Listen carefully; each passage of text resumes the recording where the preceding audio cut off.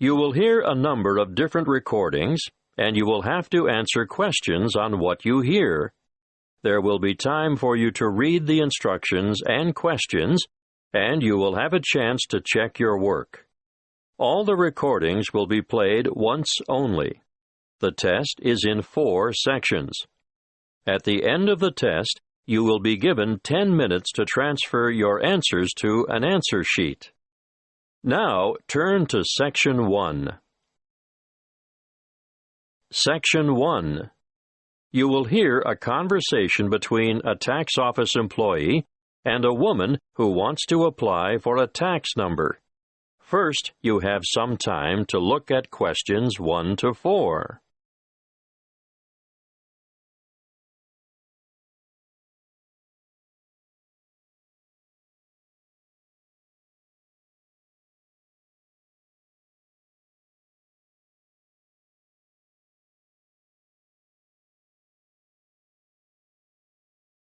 You will see that there is an example that has been done for you. On this occasion, only the conversation relating to this will be played first. Good morning. Tax office. How can I help you? I'd like to apply for a tax file number. Are you a citizen? No, but I'm told I still need a number. So what is your residency status? Are you a permanent migrant? Or perhaps a temporary visitor? Oh, I'm a permanent migrant. The applicant is a permanent migrant, so the letter C has been circled. Now we shall begin. You should answer the questions as you listen, because you will not hear the recording a second time. Listen carefully and answer questions 1 to 4. Good morning. Tax office. How can I help you? I'd like to apply for a tax file number. Are you a citizen? No, but I'm told I still need a number. So what is your residency status? Are you a permanent migrant? Or perhaps a temporary visitor? Oh, I'm a permanent migrant. And you need a TFN? A what? A TFN. It stands for tax file number. Yes, what is that exactly? It's a unique number we issue to individuals and organizations to help administer tax collection and other government systems. Why do I need one? In actual fact, you don't. What do you mean? It's not compulsory, you know. But I should get one? Well, it's a good idea. Otherwise, you'll have more tax withheld from your wages or salary. In fact, you won't be eligible to participate in the PAYE, that's pay-as-you-earn system, and you couldn't apply for income support or other benefits. You wouldn't have to pay the Medicare levy, but then you wouldn't be entitled to claim Medicare benefits either. I'd better have one then. Okay. So you're currently living in this country, right? Yes. What kind of visa do you have? A working visa? Well, I did have one because after my student visa expired, I went back home and worked for a year before applying for a job here. The job turned out to be permanent and full-time, and my employers wanted me to settle here. So now I have a permanent migrant visa. Now, once you have a file number, you never need to reapply. Even if your circumstances change, for example, if you get married or decide to take an English name, they'll even use the same one when you retire and apply for a government pension. I see. Have you ever had a TFN before? No. Right. Let's get on with the application process now. Before you hear the rest of the conversation, you have some time to look at questions 5 to 10.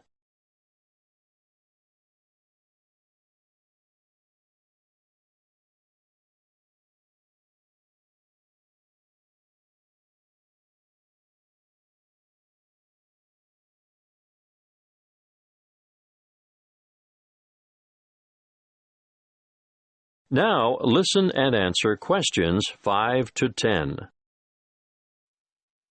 What is your passport or travel document number? Oh, just a moment. I have it here.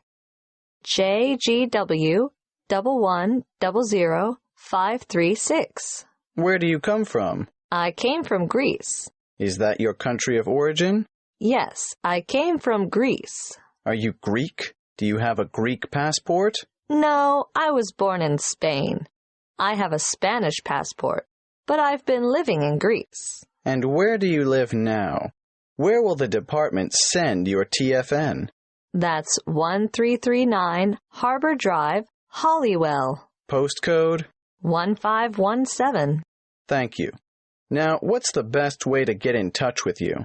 By phone, you can ring my landline number, 0955775076.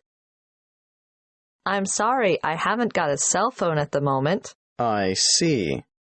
Can you give me the details of someone else we could contact if we can't get you during office hours? That would be my landlady. What's her name? Martha Pierce. Is that Pierce, P-I-E-R-C-E? No, it's P-E-A-R-C-E. And her number is? The same as the one I gave you. Yes, I've got that. Now, for some more personal details, what title do you use? Excuse me? Are you Mrs., Miss, or Ms.? I'm not married. Put me down as Miss. All right. What's your surname? Farina. What's your first name? Maria. Do you have a second or middle name? Well, two, actually. What are they? Rosa Anna. I'm guessing Farina is your maiden name, since you haven't been married. But are you known by any other names? Farina is my only surname, but people call me Mary. As a first name? Yes. When were you born, Mary? Can you give it to me in the following order? Day, month, and year? The 15th of November, 1983. You're obviously female, so that brings me to the last question, which I don't really need to ask. What's that? Your husband's name. I don't have one. I know, so I'll just write down N.A. for not applicable. Thank you. That is the end of Section 1. You now have half a minute to check your answers.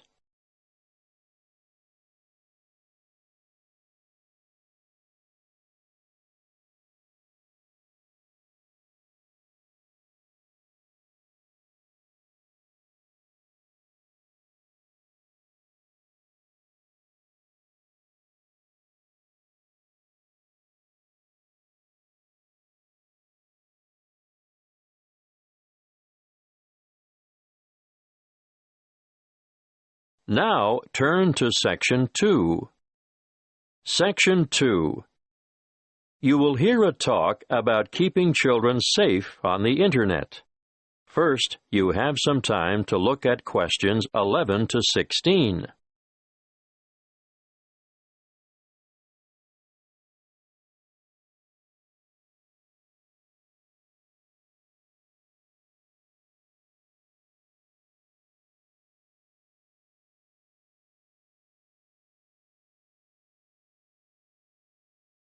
Listen carefully and answer questions 11 to 16.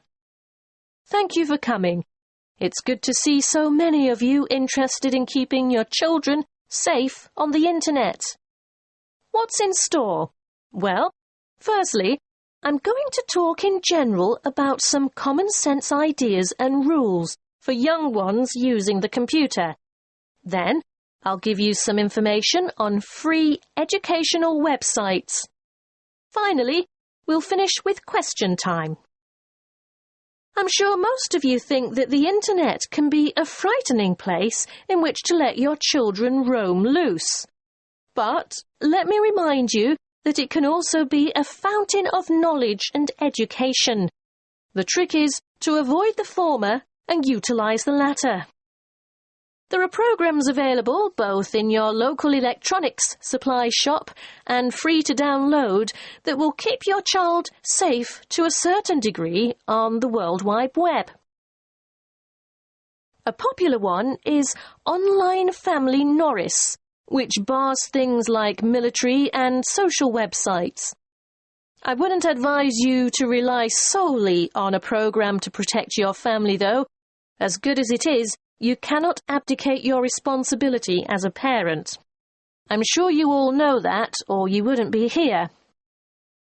When all is said and done, the best way to keep children safe is to educate them and keep an eye on them. For this reason, you should make sure the computer which your child uses is kept in a communal space, where you can look over their shoulder from time to time. It is paramount that you teach them never to divulge their proper or full name, and to never provide personal information, such as where they live or what their phone number is. Tell them that online friends must remain just that, online, unless they are supervised. It is difficult, I know, to teach children about the dangers of the world when they are so naive, so trusting and innocent. But without going into great detail, you must alert them to the possibility that the people they are chatting with may not be who they say they are. It's also sensible not to give them their own email address until they are old enough to use the internet safely. So, all communication from websites will go through you. When they are old enough to use social sites like Facebook and MySpace, teenagers need to know that whatever postings they put on the web will remain accessible forever. Nothing is ever really deleted there. And embarrassing pictures or remarks may come back to haunt them one day. For instance, when they apply for a job, they could jeopardize their chances, as the employer or human resources staff will look on the web to find out more about their potential employee, and they may be shocked by what they find there. Not the sort of stuff an applicant would want on his or her CV. It can also make them more vulnerable to bullying.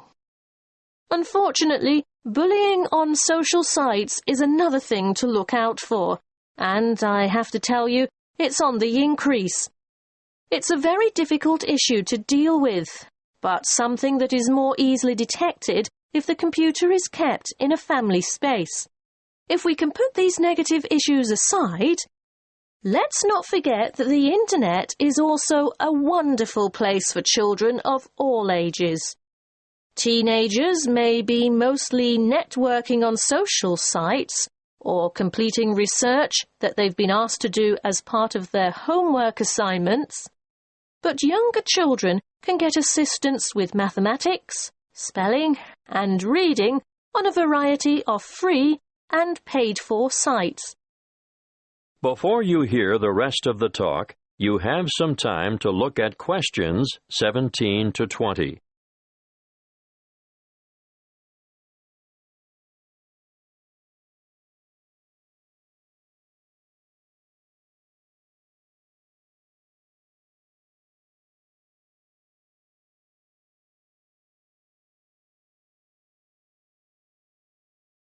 Now listen and answer questions 17 to 20. A good way for children to learn and have fun at the same time is the website mathtutor.com. They can practice mathematics on this site, no matter what their level, while they compete against other children from all over the world. And here's a fun way for primary school children to learn the spelling words for the week. It can be such a chore for some children. They just type them in and play games to learn them. What's that? The website? Oh, sorry. Yes, you'll need to go to spellcity.com for that. The one I'm going to tell you about now is one of the most practical sites that's popular with people of all ages. Children, or parents for that matter, can learn to touch type as they sing along with songs. And there's a variety of funny characters to help you enjoy yourself as you learn. In this day and age, typing is essential. Everyone should be able to type fast and accurately. So, go to beeb.co/typing and try it out. Don't just leave it up to the kids. Here's a site that parents can use to download worksheets to extend their children by giving them further practice. It's called coolresources.com, and I can really recommend it, particularly for middle school students. Now, are there any questions? That is the end of Section 2. You now have half a minute to check your answers.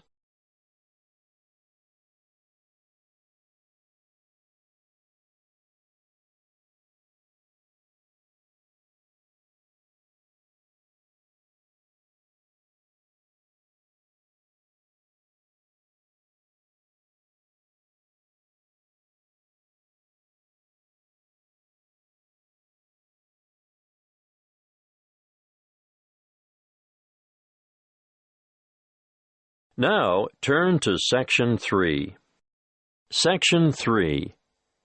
You will hear a conversation between two students in the Education Department who are discussing their first assignment.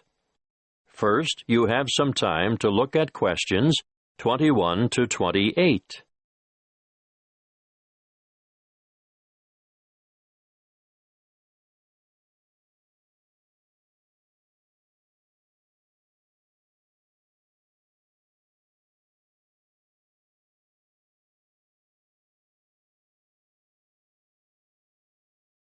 Listen carefully and answer questions 21 to 28. Hey, Ted, what are we going to do about this assignment?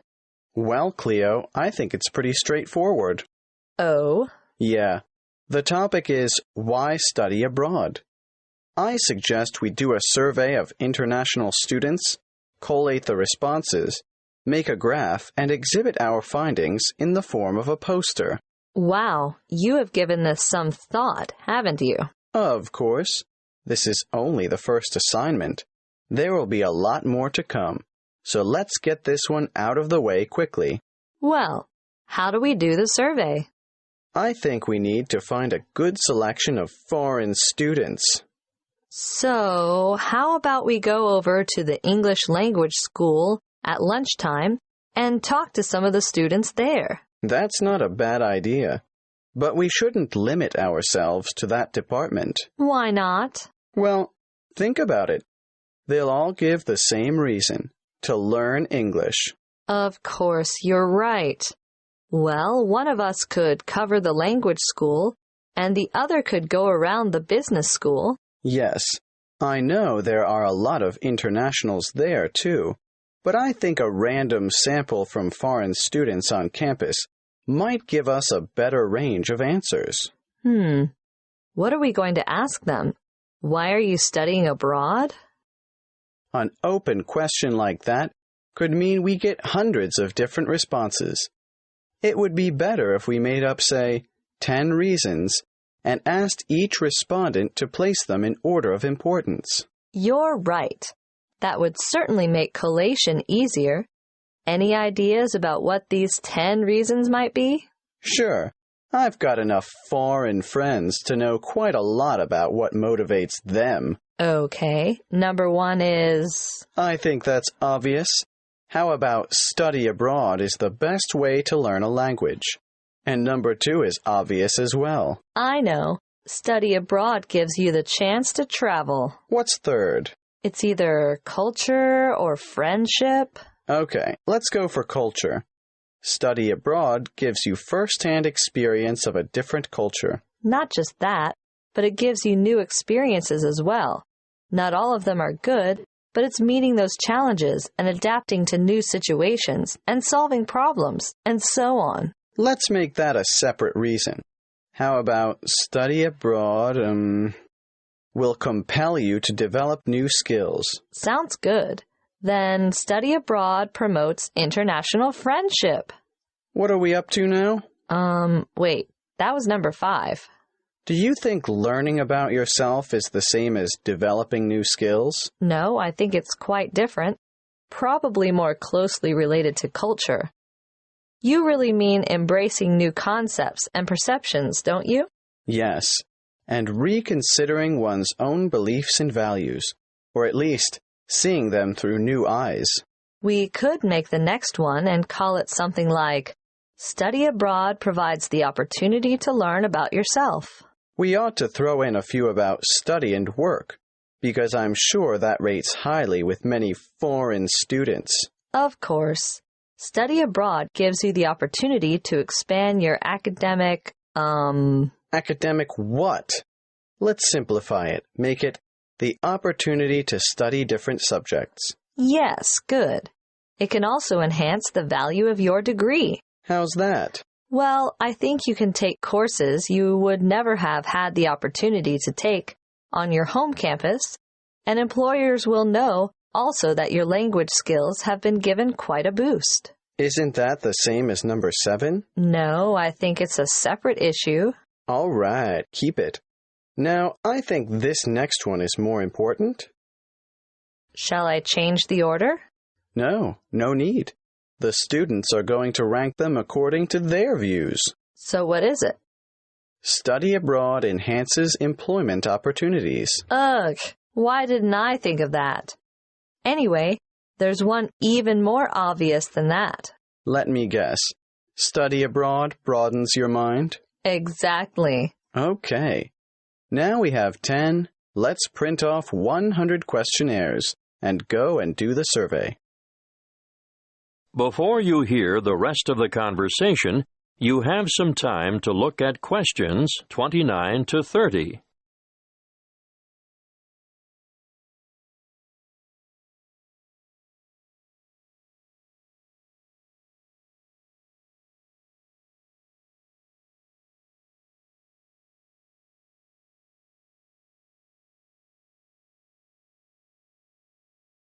Now listen and answer questions 29 to 30.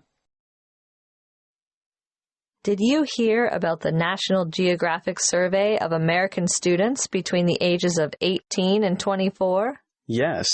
It sounds as if they could benefit from study abroad. Did you know that only 1% of U.S. students currently study abroad? Anyway, back to that National Geographic survey. It was carried out internationally, and it was Sweden that came out on top. It's really amazing, isn't it? When given a map of the world, only 13% of American students were able to find Iraq, and the same for Iran. I know, and not surprisingly, I suppose, Afghanistan didn't fare much better. 83% couldn't locate it on the map. There must be something about that region. 76% couldn't identify Saudi Arabia either. But Asia didn't come off much better. Over half the students couldn't find Japan on the map. But do you know what's really incredible? Yes, I do. 11% of them couldn't even find their own country. It's no wonder the USA scored near the bottom, only 2 points above Mexico, which was ranked last. That is the end of Section 3. You now have half a minute to check your answers.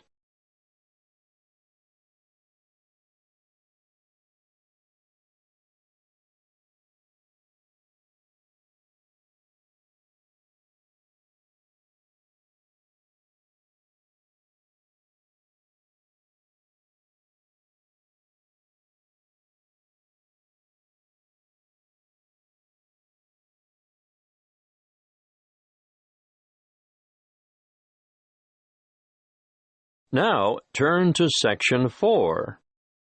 Section 4. You will hear a talk given by a lecturer in the Art History Department. First, you have some time to look at questions 31 to 40.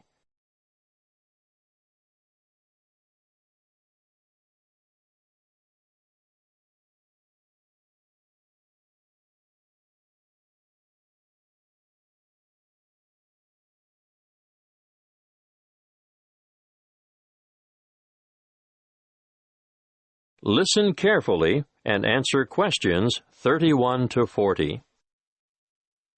In this lecture today, I'm going to introduce you to an American painter, Charles Willson Peale. You may be familiar with his portraits, but did you know that he never even saw a painting till he was a grown man? He was born in Maryland in 1741. His father died when he was 9, and the family struggled financially for the next few years, and Charles became a saddle maker's apprentice. One day, he went to Norfolk for supplies, and there he saw paintings for the first time. He thought they were so bad that he felt sure he could do better, so he decided to make painting his career. In 1766, he went to London to study painting with Benjamin West. Whilst there, he painted this portrait in 1768. See Slide 1, Pitt as a Roman senator. Notice how elaborately symbolical this portrait is. The symbolism arises, of course, from Pitt's famous speech to the British Parliament, where he draws an analogy between the ancient Roman Senate's view of a barbaric Britain and the prevailing European view of the time of a barbaric African continent fueling the slavery trade. Perhaps you didn't know that the Romans used Britons as slaves. But I digress. Back to Peale. He returned to America and in 1772 painted the first ever portrait of George Washington. See Slide 2. In 1773, he painted a group portrait of himself, his wife, mother, brothers, sister, his old nurse, and an unidentified baby. Just look at the slide. This painting is simply called The Peale Family, and you can almost feel the exuberance of the family and their warmth towards one another. He enjoyed great success as a portraitist prior to the Revolution, and served with distinction in the Revolution. During this time, he became friends with George Washington, Benjamin Franklin, and Thomas Jefferson. After the war, he continued to paint, and when his wife died in the 1790s, as a result of her 11th pregnancy, he remarried. He had 17 children in all, naming the sons after famous painters or scientists. Although perhaps best known for his portraits of famous people, Peale liked novelty. Look at this slide of his two sons, Raphael and Titian, life-size, climbing a narrow stairway. This painting, The Staircase Group, 1795, was exhibited in a doorway as a trompe-l'oeil. And it is said that it did, in fact, fool the eye of George Washington. Even as far back as 1772, we can see his desire for difference in Rachel weeping. It's a rather macabre portrait of his first wife crying over the death of one of their children, their daughter Margaret. I'd like to show you one more slide to demonstrate his innovative approach. This is a portrait of his brother, James, sitting at his desk at night, with only his face illuminated by a lamp. This was painted much later than the others, in 1822. You know, Peale believed anyone could learn to paint, and he taught painting to his brothers, sisters, sons, daughters, nephews, nieces, and other relatives.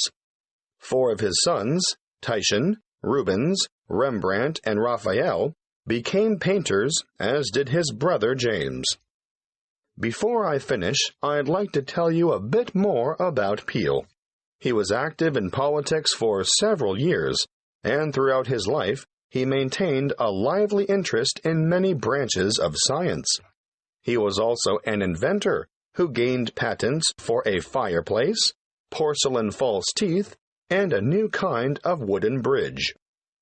He collaborated with Thomas Jefferson on what was known as the polygraph, a kind of portable writing desk.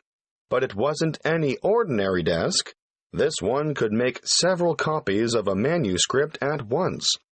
He also wrote papers on a wide variety of subjects, from hygiene to engineering. Oh, and he also tried his hand at inventing a fairly primitive but innovative motion picture technique, new types of eyeglasses, and a velocipede, which is a precursor to the bicycle.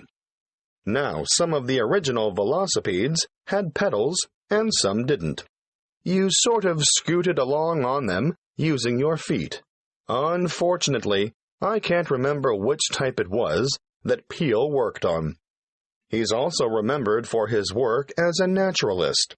He established the first scientific museum in America, and he even invented his own system of taxidermy.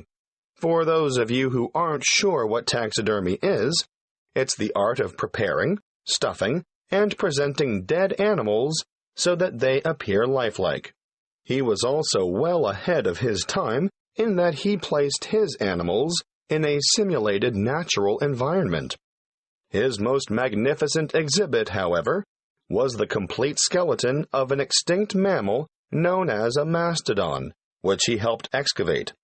The event was memorialized in his extraordinary painting, The Exhuming of the Mastodon.